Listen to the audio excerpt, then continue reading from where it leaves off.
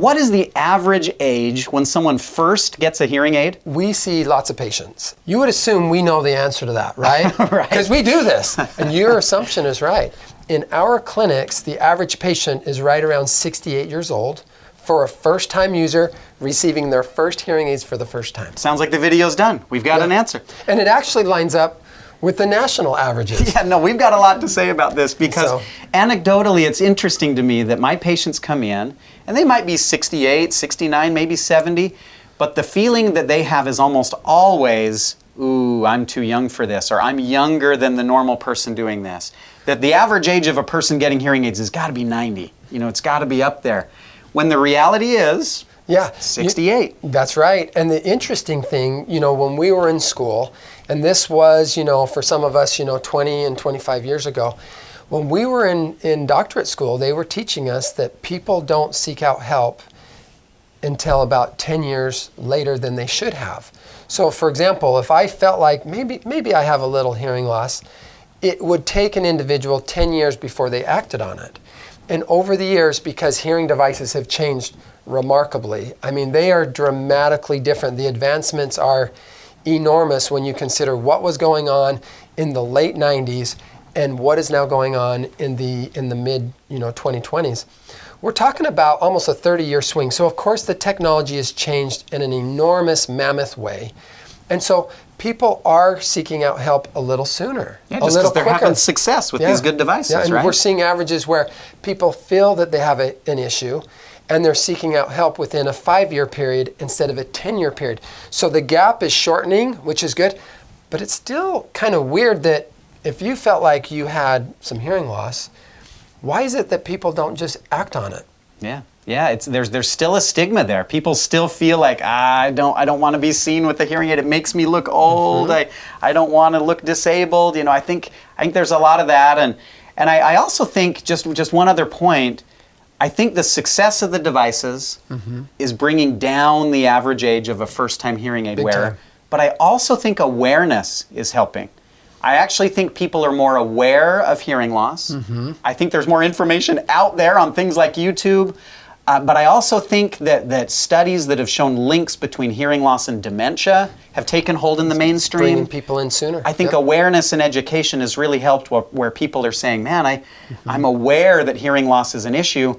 And now that many people can take a test right on their phone, they have a safe place. They can go take it in private without even coming to a doctor and just kind of get a general idea of, boy, do I have a little hearing loss? So I think success of the devices is bringing the age down. I think awareness and education is bringing the age down.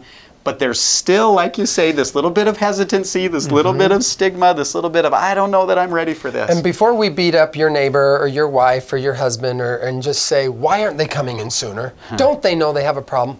Let's remember that the vast majority of people that acquire hearing loss, and that's everyone in the room, right? It comes on in a very progressive, extremely slow manner for most people. And we're talking, it's got to be in the upper 90%. I mean, the great majority of people that we see don't have a sudden hearing loss where it's abrupt, acute, and very obvious, like, I can't hear in my right ear.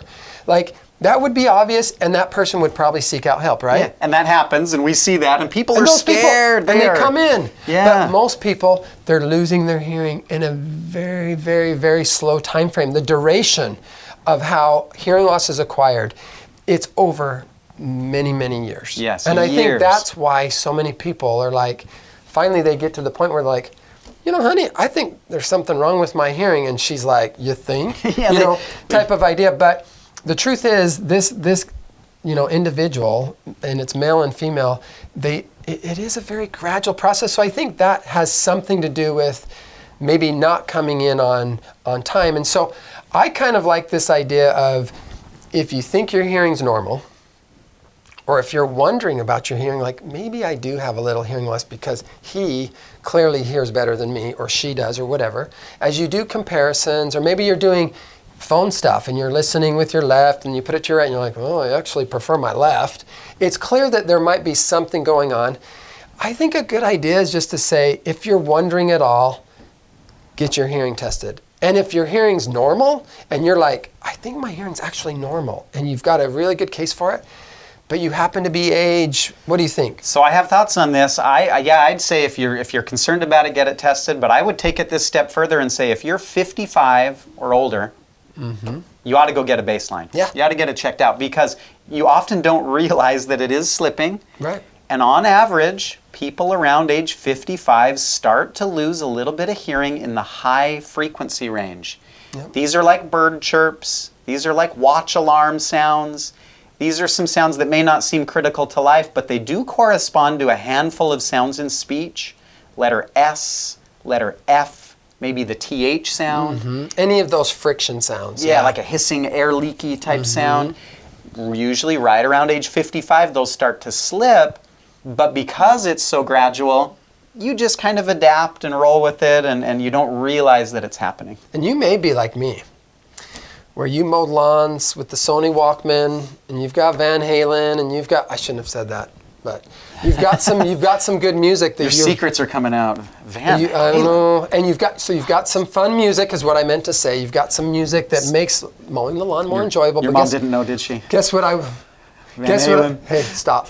So guess what I was saying? Guess what I was doing?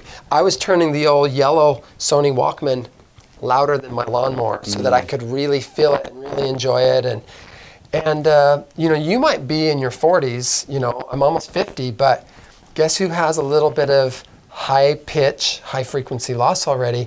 You don't need to be 55, and so I think it's a good idea that if you know your history was in noise, maybe you're a referee, maybe you're a dentist, maybe you're in construction, maybe you're a police officer. There's so many different vocations and so many different hobbies and jobs. I mean, maybe you're the Harley Davidson guy and you just love to hear it. Maybe you're a woodworker. So anything that deals with noise, the old trumpet player, if you know in your history you were into music or you're into power tools or you're into exciting things like motocross and stuff, getting your hearing tested as early as 45 and just finding out how you're doing, especially when you consider that hearing loss is so closely associated with how the brain works and good brain health overall, I don't think it's a bad idea. So in general, I think 55 is a good idea. If you have a history like mine where you used to shoot guns or you're on the motorcycle a lot or you're doing a lot of fun, exciting things that are kind of noisy, probably 45 is not a bad idea. Hearing screenings, by the way, are so inexpensive.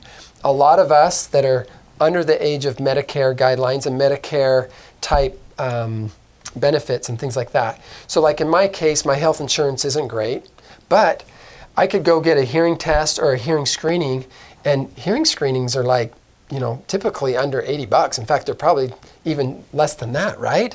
And so it's not an expense. It's not like a massive expense by any means to have a hearing screening done and just find out how you're doing. And then if the hearing screening doesn't go well, then of course you could have a more comprehensive test that looks at how your brain's doing with sound and what's your eardrum doing with sound. And we can look at the eustachian tube and some other things, but just taking an innocent hearing screening every 5 years until you hit 65. Of course, once you hit 65, maybe it should be done more frequently. Probably should be done more often, but yeah, that's a good point. Hearing tests are painless. Hearing tests are easy. Hearing tests are cheap. It's a good idea to get it checked if you've been around noise. If you're age 55 or older, it's a good idea to get a baseline. Yeah. So I think we'd say, what is the average age that a person gets hearing aids? Well, it's about 68. Yeah. But it's coming down. Yeah. That age is getting lower all the time. And if you have any concern about your hearing or you're over 55, get it checked. Exactly. And then just for their information, what is the success rate of an individual who's 85 with hearing aids compared to someone who's, say, 40? That's a great question. If you take a young person versus someone who is quite mature and they're quite seasoned and their ears and their ability to process sound beyond the ear, I mean, aren't these people just very different? Yeah, and it's just what you'd think. The longer you go with the hearing loss, the longer you put it off, the harder it is to wear the hearing aid. The harder it is for the brain to adapt to it, the harder it is for you to process sounds.